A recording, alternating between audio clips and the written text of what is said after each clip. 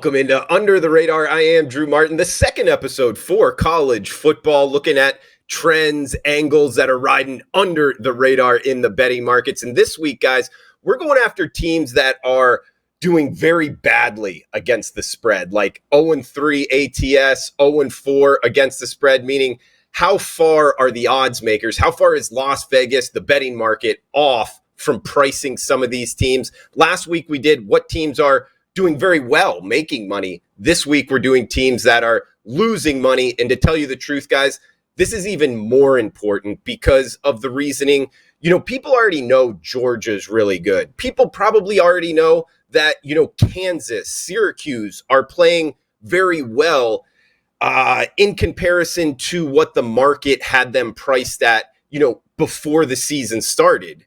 Maybe not some people know in Kansas, but let's be real. They're making money out the gate. Whereas not a lot of people probably know, Auburn's 0-3, Utah State 0-3 against the spread. Money burners, at least not as many people, in my opinion, so they can ride under the radar longer. So let's get after it, guys. Got a list of teams I'm looking to bet against, sharing them with you right here on the WagerTalk YouTube channel. We got Nebraska, first team up.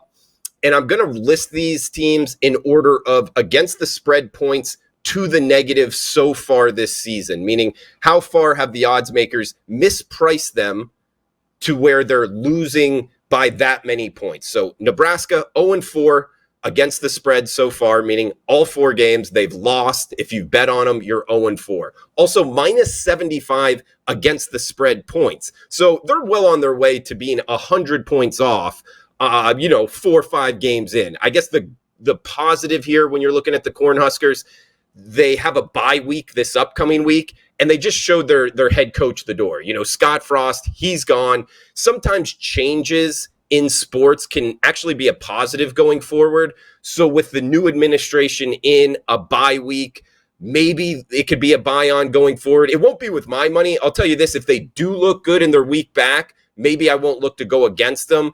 But the fact is, guys, what's going on in Nebraska right now? Are you really going to risk your money on this to kind of buy low?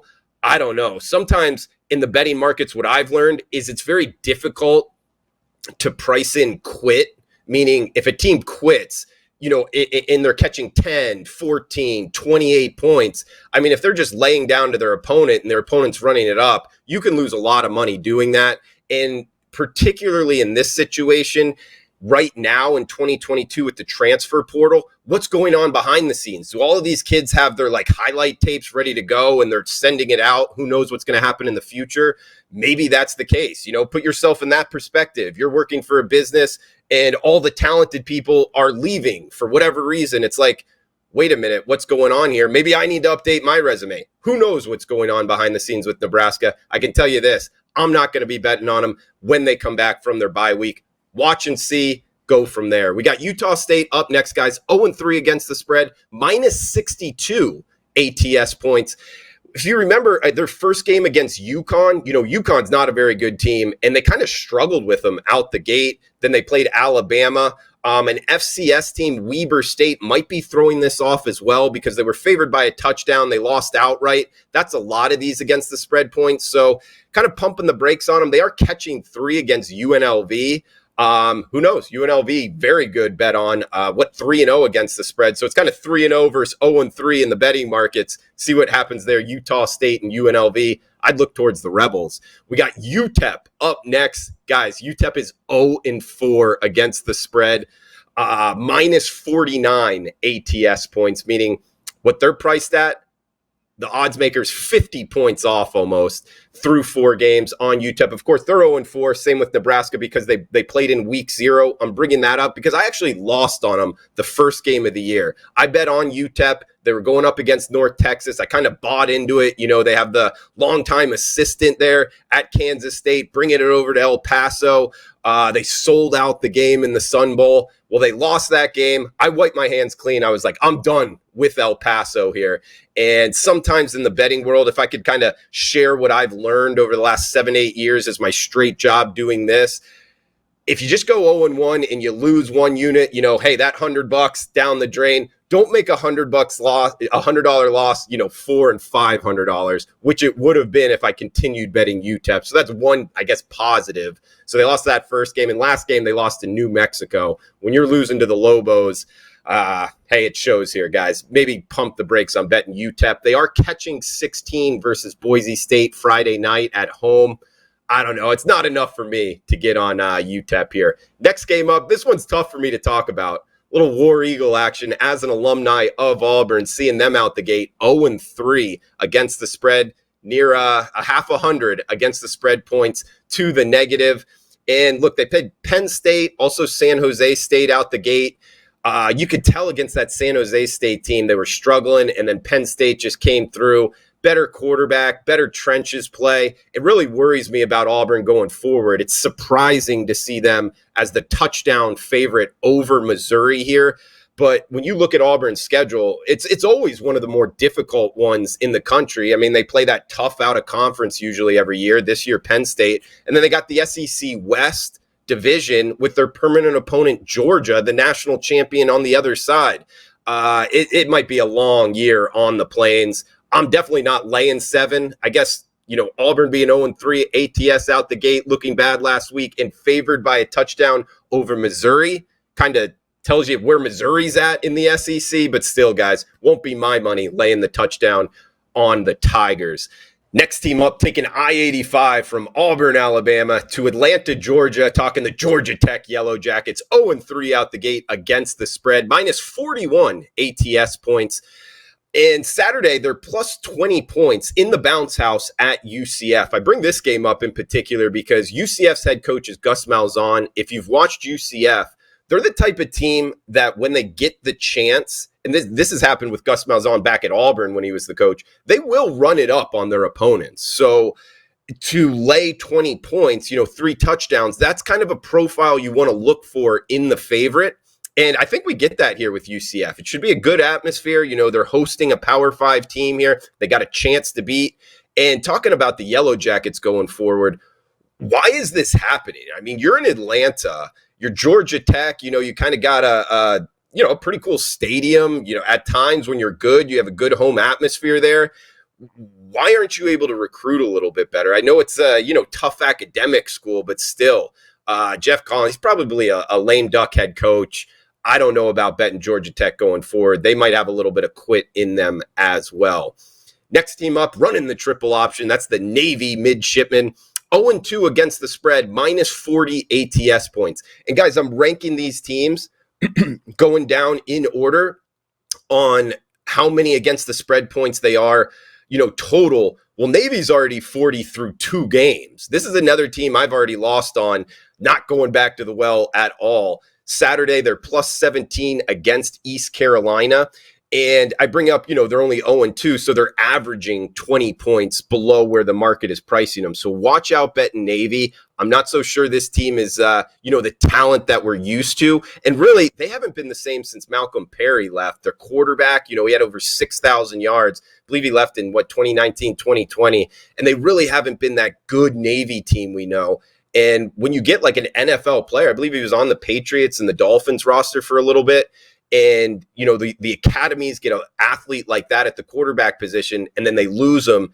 Sometimes you will see a drop-off. That's what I think we are seeing with the midshipmen here. Next team up, heading out west, Pac-12 action. Colorado, 0-3 against the spread. The Buffs have not looked good. Near 40 against the spread points under where they've been priced at. Saturday, plus 3 touchdowns against UCLA. I will say this about the Buffs. They played Air Force in Minnesota, and that type of profile, stopping the triple option, and Minnesota is very good at running the football. ISOs dives with that offensive line. UCLA isn't really that type, so maybe catching 3 touchdowns here against the Bruins team that isn't going to be able to, or at least in my opinion, roll over them running the football might actually be a look here. I mean, UCLA just struggled against South Alabama, so I don't know. Be careful betting any of these teams. If I was going to bet one, maybe Colorado would be one. But these are kind of ugly dogs on the card. Boston College, 0-2 or 0-3, out the gate. Minus 37 against the spread points Saturday, catching 17 against the Knowles. They are in Tallahassee there. And something about Boston College, look, they had 4 multi-year starters on the offensive line gone in the offseason, and their 5th starter from last year, he's already injured. So it really goes to show you how important offensive line is. And Boston College doesn't have it. It's showing out the gate. They're pretty much fade only for me. Maybe look to lay the 17 there with Florida State. Next team up, guys, Akron, the Zips, heading to MAC. A little action here, minus 37 against the spread points through 3 games. Saturday, plus 26.5 at Liberty.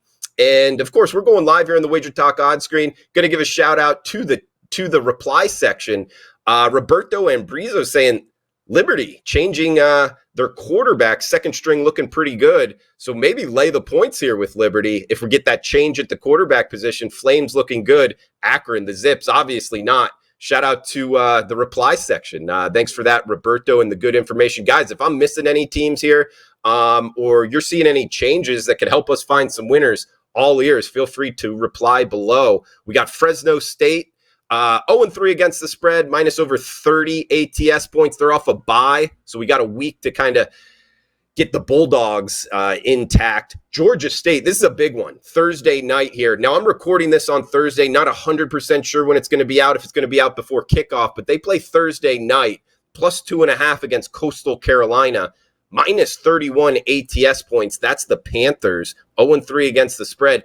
Very intriguing matchup here because they've lost 3 straight games to UNC and South Carolina. They also lost to Charlotte with their quarterback Reynolds back 42-41 in a shootout. So Georgia State catching 2.5 to the old Sun Belt champion Coastal Carolina. This is one of those where, hey, alarm bells should be going off. Why is this line what it is? Maybe Georgia State could be a bet on. Watch out there. San Diego State, 0-3 out the gate, minus 30 against the spread points, and they're plus 3 against the Toledo Rockets. And this is one where it opened pick'em. Now it's plus 3. So the market really going against the Aztecs here. Might want to watch out there. Maybe don't bet on San Diego State. Look to fade them with the Toledo team. Although betting MAC teams can be tough. Colorado State also minus 30 ATS points, 0-3. They got an FCS team, Sacramento State, on deck. Got 2 more teams here for you guys. Virginia, 0-3 out the gate against the spread, minus 4 touchdowns where they've been priced at. Friday, plus 9.5 at Syracuse.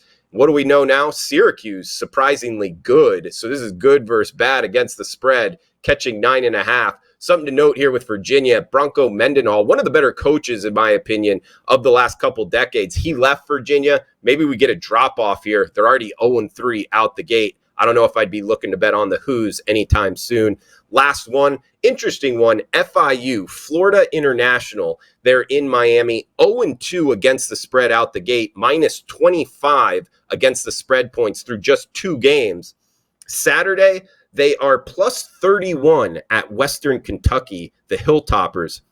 A couple things going on here. 27.5 is what it opened at, so the low water mark. It's moved to 31 here with the thought likely being Western Kentucky is one of those teams that will throw it and run it up if they have the opportunity to, which they could. I think roster talent-wise, definitely the more talented roster. Although getting over 30 points now, we get an FIU team, a lot of South Florida recruits, they don't really travel well. That's another thing towards the negative with the Panthers. But they are off of a bye, so you could kind of get that regrouping. And they have a new head coach in McIntyre. If you remember McIntyre, he's a pretty respected guy in the college football coaching tree. He kind of brought up that San Jose State program about a decade ago. He got the Colorado job, did it actually, in my opinion, decently. I mean, we see what Colorado's turned into now. Maybe FIU could be a bet-on team maybe next year. I don't know, as early as this Saturday. So watch out there, guys. They are 25 ATS points below where they're being priced at. So that does it for all the teams riding under the radar towards the negative in terms of bet on, look to fade. Guys, I'm Drew Martin. Huge shout out to Dan Alexander behind the scenes. Huge shout out to everybody kind of chiming in below. Joey 86 in the house, Arbone, Dave Duggs as well, Dave C, Brent Hall, all you guys. Appreciate you always chiming in. Check me out, WagerTalk.com. Please smash that like button. If you're liking the content, feel free to reply below. And guys, we'll be back. Appreciate all the what you guys want to hear about as well. Feel free to reply below. A lot of people asking about totals. Hey, that's on the docket for the next couple weeks as well. So come back and join us right here on the WagerTalk YouTube channel. Smash that like button. Best of luck with your bets, guys. Thanks for tuning in.